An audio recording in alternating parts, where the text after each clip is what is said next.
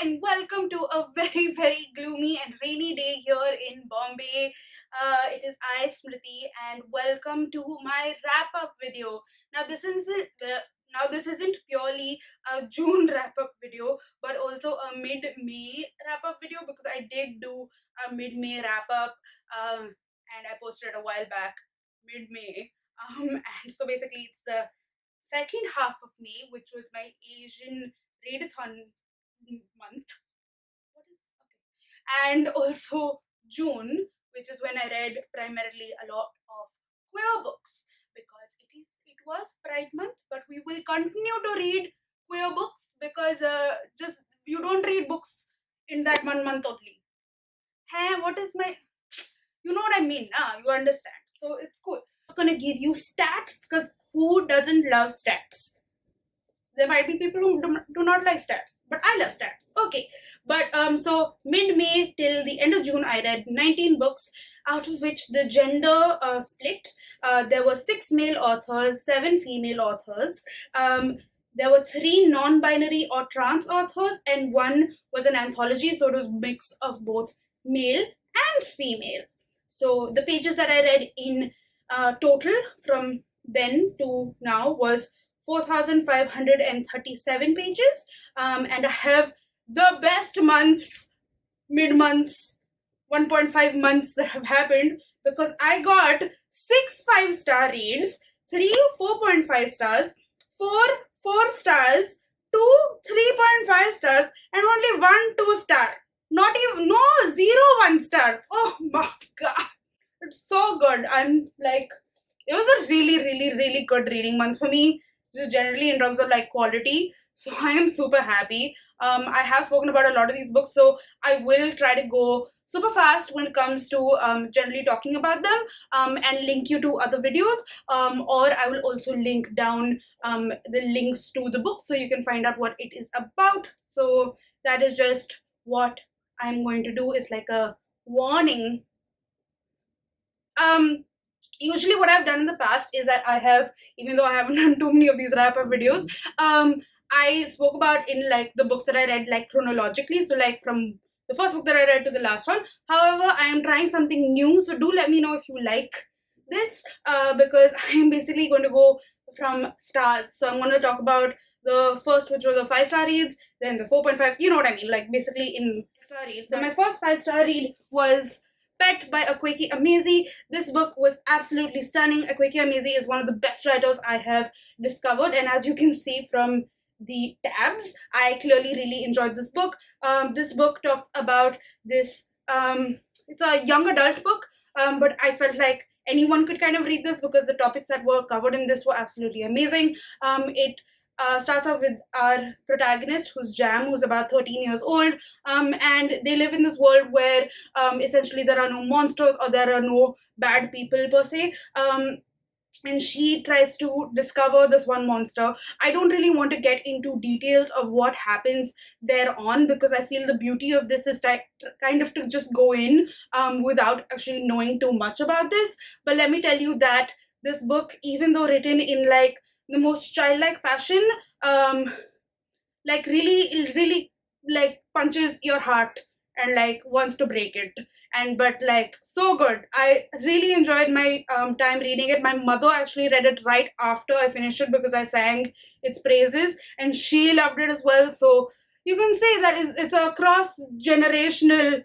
5-star read. So yeah, there's that.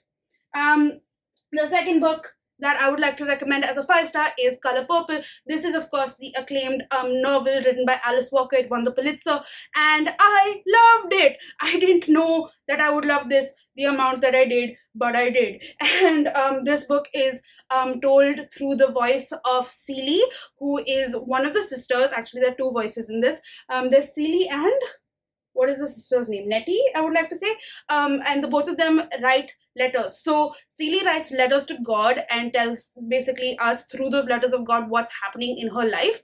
And this book is written in the 1920s. Slavery no longer exists. However, she is put through a lot of hardships being a woman and being black in the US. Nettie is her sister, and she also goes through a different sort of journey. And both of them go through these very interesting journeys, and they basically come through those journeys as like completely different women, and I thought this book was very like life affirming, very feminist, but also just like a warm, wonderful read. And I really enjoyed all of the characters in this. I thought the characterization was brilliant, writing was brilliant, of course, and I, as you can see, again, thoroughly enjoyed it.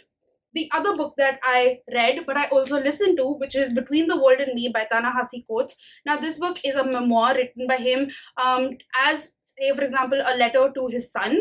And this was written, I think, in 2015 or 2016, after a lot of the murders that happened due to police brutality of Black children and Black people in particular.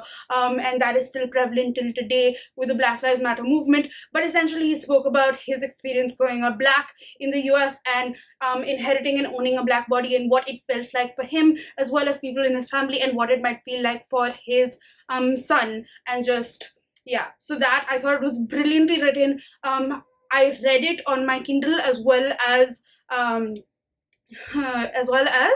listen to it on audiobook, and it was narrated by him, so the cadences and the things that he was trying to say really came through in that, and I really enjoyed my time reading it and listening to it, and I feel like it is just a stunningly written book, short as well, so just it's good. It's very, very, very good. The next book I read was Other Moons, which is an anthology of short fiction written by Vietnamese authors, and this is about, in particular, the whole topic of this was about the American War, or what Americans might call the Vietnam War. This takes place, like the stories were just brilliant. They were all written in Vietnamese and then translated. I don't think the book is out yet, but I think it will be out in September, and I would highly recommend that people go out and find this book because it's just so interesting. It gives you stories of perspectives from people who have fought in the war, people who were like basically people who had lovers or family who were in the war. It also spoke about the time not only in the war but also post, and what that kind of how people had to deal with it, and I really liked the way it was written. Also, right before each like short story, the author, the editor, kind of put like a little bit of like a bio about the author, and also about what the author was trying to say through the book, so nothing was kind of left not understood, you know what I mean. So I really, really appreciated that one bit in the book as well, and I look forward to reading more books by these things, and I hope there's another anthology to this book because I thoroughly enjoyed it. The first story was about a dog in a war, and I spoke about this in my mid-year wrap-up about books that made me cry. This was one of them. Yeah. The next two books that I read, which were 5-star reads for me, were actually rereads. But I read these books and vlogged about it. And this is The Hitchhiker's Guide to the Galaxy and The Restaurant at the End of the Universe, which is its sequel. The story basically follows Arthur Dent and his best friend, who is Ford Prefect, who turns out to be an alien. And Ford Prefect basically rescues him by taking him and hitchhiking through the galaxy when the Earth is destroyed to make a bypass for the other aliens. It's a very absurd book, but it's so well written and just makes me laugh all the time. It is always such a pick me up, and I just enjoy my time each and every time I read this book. So if you haven't read it, do read it.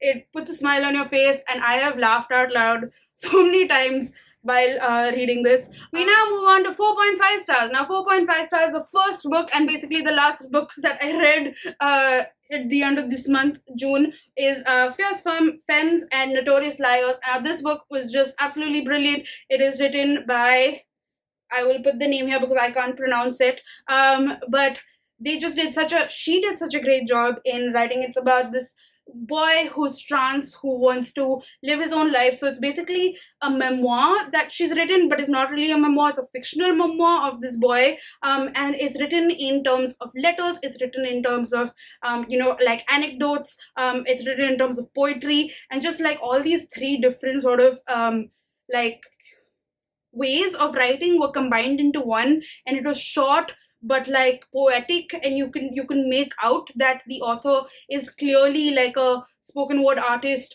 and who me like basically there was so much of depth in words and in sentences, that you kind of really saw it. I don't know why I'm putting it at 4.5. It should be a 5 star. Fuck that. It's a 5 star read. It's brilliant. I loved it. It's so good. I highly appreciate it. And I feel like a lot of people should read this. This actually was recommended to me in the comment section of my LGBTQ video. So thank you to whoever recommended this to me. This was such a great read.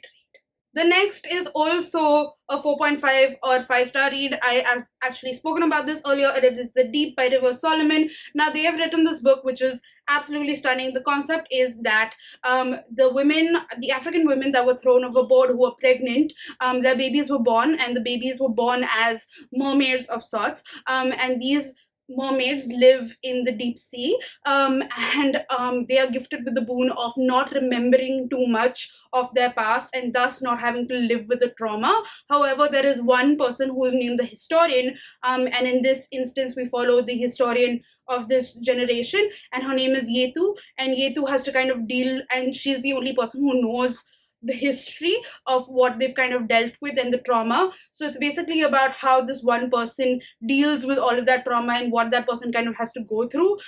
This person also is given the job of kind of making people remember it once in a while, so maybe like annually or something like that. There's a whole ceremony behind it, but it also talks about like mental health and what she's going through. Now she just wants to escape it all because, of course, understandable. And just, I thought this book was so brilliantly written. Again, very simple. It's a novella, 166 pages, not words, pages. The next book, which is definitely a 4.5 star, is The Extraordinaries by T.J. Klune. Now, this book comes out in July, so please do check it out. It is brilliant. It is a young adult book set in this fictional city called Nova City, where we follow basically these high school kids, who, one being Nick Bell, he's obsessed with the superheroes that are there in the city, and he writes fan fiction about them, and then he has a bunch of friends, and basically he meets one of them one day, and then he wants to make himself extraordinary because that's what the superheroes are called. They're called extraordinaries. And just, this book was so cute. It was so darn cute. I was like, it was funny. It was just, the conversations that people had were brilliant. I loved the way that TJ Klune kind of interjected the funny, the awkwardness, and everything along with the serious topics that he also included. And I thought that was just like supremely well done. I look forward to seeing more of these characters because this is going to be a series. So I look forward to the other books coming out, and I would absolutely recommend you to check this out because this book will just make you smile, laugh, cry maybe sometimes, and it was just a cute read. Okay, moving on. We move on to our 4-star reads. The first one of this being Where the Crawdads Sing. This one I buddy read with some of my best friends, which I call my CrawBitches. They're so cute. So I will link their thing down below, which is Justpreet and Purabi. Do check them out. We read it together. But essentially, this book is about this girl called Kya, who is a marsh girl. She lives in the marshes somewhere in the 1930s, I would like to say, in the US. I don't exactly know which state, but that's what she is. She's basically this impoverished girl whose family has basically deserted her except for her father, who is like this drunk, not great man. And she basically has to take care of herself, and that's her journey. But at the same point of time, so you see that, which is her past, but you also see the 1970s or like the 1960s, 1970s, I would like to say, wherein there's a murder that has happened and someone dies. So it's like a weird book in a brilliant way because it is literary fiction, historical fiction, and a murder mystery in one. So I just thought that concept itself was just so brilliant. However, this book was super hyped to me. Like, everyone just fucking loved it. So I was like, what? This book? Oh, so I went in with like super high expectations. So that's why I had to give it 4 stars. However, I really enjoyed this book. I thought it was really well done. The author, of course, is brilliant, and I liked the writing style as well. So yes, it was a 4-star read for me, which is still a very good rating. The next book I read was A Song Below Water by Bethany C. Morrow, and this book was really good. This book basically follows two teenage girls, Tavia and Effie. Both of them are best friends, and they live together now in Tavia's Effie's house, one of them. And essentially, this world is a world where basically sirens exist, and sirens are mermaids of sorts who basically have the power to be able to like make you change your, basically they have the power to compel you to do things, and this is not looked upon in a good way in the world that they are in, which is basically the US. And yeah, so it basically speaks a lot to the political environment that is going on right now with the Black Lives Matter movement, and just the way people are treated, because these two and their families are essentially black as well. So that added on thing kind of has some very interesting repercussions that kind of take place, and it I think would I think people should read this because conversations through this would be very interesting to kind of see. So this is definitely a great book. I thought it was a little like iffy for me in the beginning because I didn't understand anything about sirens and there was little to no world building in the beginning, so I was a little confused. So that's the only reason why I put it to 4 stars. But other than that, I thought this was a really well written book and I really enjoyed my time reading it. The next book is A Decent Family, and this book is Italian book, which is translated in English. It follows the lives of this family, especially this one girl who lives in rural seaside village in Italy, and it's about her growing up and understanding her agency and what it would feel like to be a woman, and just generally how she can kind of overcome the impoverished conditions that she's kind of put into, and kind of grow and become successful and kind of grow out of that, as well as like a very torrid love affair that kind of takes place as well. I liked the book. I really enjoyed the book. I thought the writing was really well done. However, I did not like the end so much because it kind of left off at like a little bit like a, oh, that's it sort of thing. So that was my only thing which I didn't quite like about it, but I really liked the characterizations. I really liked the way that we saw the world and people through this one person's eyes. And for that, yeah, also a lot of shit happens. So I thought that was like really great, and it was a good drama, but like literary drama sort of thing. It wasn't flowery, but in the way it was written, but there was still like instances where you were just like, oh shit, nice. You know what I mean? So yeah, I liked it. The next book is Tell Me Your Names and I'll Testify by Holbrook. Carol Holbrook? I'm forgetting, I'm sorry. But yeah, so this book was basically a bunch of essays that she's put together. She lives in Minnesota, and has basically grew up in life from the 20s to now. She is now like a writer and a person who encourages people to write through the various things that she's done. But I really liked the bunch of essays that she's written. It covers a lot of points, including being a mother, going through domestic violence, going through sexual assault, just a bunch of things, having a son who goes to jail, and living through that. Hi, this is Editing Smriti to just come in very quickly to tell you I missed out this one very important part, which is that she is black. The author is black, and she talks about her experiences being black in America, as well as the racism that she faced, be it the major ones as well as the microaggressions that she faced. So back to current, clip. And just a bunch of things which I thought were just very well articulated. I particularly really liked how she would start off with one thing and then it would go to something completely different. But the way that she wrote it, it felt like supernatural and there was a flow to it. So that was something which I really admired about her way of writing. So I would definitely recommend it because it's also like about 200 pages. And I think right now it's also free on the University of Minnesota website. So I will link that down below. All right, we are on to 3.5 stars.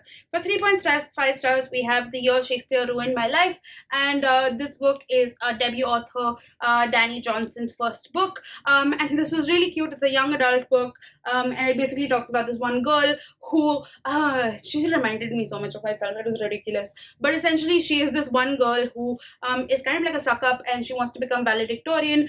In order to do that, she is kind of dragged into producing this one Shakespeare play for their school, and she's basically the producer of it, and the stuff that she kind of has to go through, which reminded me a lot of like me, because that's what I did. I wanted to be school captain, and I also wanted to do Shakespeare plays, which is fun. So basically, a lot of it, like the shenanigans of it, was kind of discussed, and you basically also got like a flavor of high school drama. At the same point of time, she is kind of like dealing with her own sexuality and what that means for her, and the people around her. Oh my god, I thought I saw something move.